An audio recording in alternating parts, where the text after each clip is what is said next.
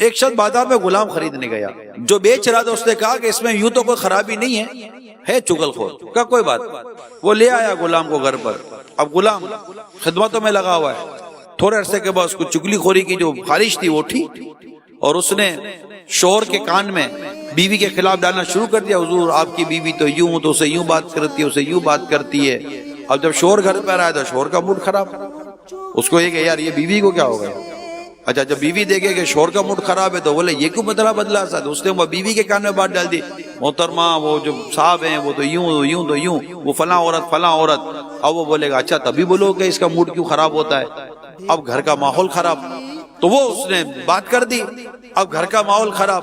اس نے کہا کہ میم صاحب اب تو آپ کے گھر کا ماحول یوں ہو گیا، آپ مجھے کام کریں کہ وہ جب صاحب رات کو سوئے نا تو صاحب کے یا مطلب کہ داڑھی کے یا گردن کے کہیں کے کہا ہوگا وہاں کے تھوڑے بال مجھے کاٹ کر دے دیجئے گا تو میں انشاءاللہ اس کو کچھ پڑا ورا کر دے دوں گا تو یہ صاحب کا معاملہ صحیح ہو جائے گا۔ کہا اچھا ہو جائے گا۔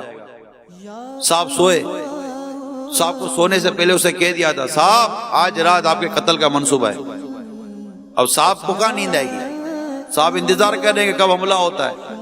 وہ محترمہ کینچی لے کر تکیے کے نیچے وہ بیچاری بیٹھی ہوئی تھی کہ کب یہ سوئے اور کب وہ میں اپنا کام کروں۔ اس نے سونے کی نقل کی، اس نے کینچی نکال کے بال کاٹنے گئی تو اس نے ہاتھ پکڑ لیا کہ میرا قتل کر رہی ہے، اس نے وہی لیا اور بیوی کا قتل کر دیا۔ وہاں پولیس اس کو پکڑ کے لے گئی۔ یہ سارا ہوا، پورا گھر تباہ و برباد ہو گیا۔ کسی کی باتوں میں آنا چاہیے یوں؟ کوئی باہر کا آدمی آ کر آپ کے گھر میں لڑائی کرا کر چلا جائے گا، کوئی پڑوسی آ کر پڑوسی کے گھر میں لڑائی کرا کر چلا جائے گا۔ میں آپ کو بہت سمپل سی بات کرتا ہوں، دو چار والی بات کرتا ہوں۔ آپ کو کسی کے بارے میں پتا چلا کہ اس یہ ایسا، کوئی آ کر کہتا ہے یہ ایسا، آپ ڈائریکٹ اس سے تصدیق کر لو، ٹھنڈے دل سے بیٹھ کر تصدیق کرے، لڑا لڑی نہیں کرے، مارا ماری نہیں۔ یہ کیا ہے، یہ کیا تماشا مچا کے رکھا ہے، یہ کوئی طریقہ ہے، مجھے تم سے یہ امید نہیں تھی۔ اتنی ساری بحث کرنے کی کیا ضرورت ہے؟ کب تک بدگمانیوں کے ساتھ جیتے رہیں گے؟ بدگمانی حرام اور جہنم میں لے جانے والا کام ہے۔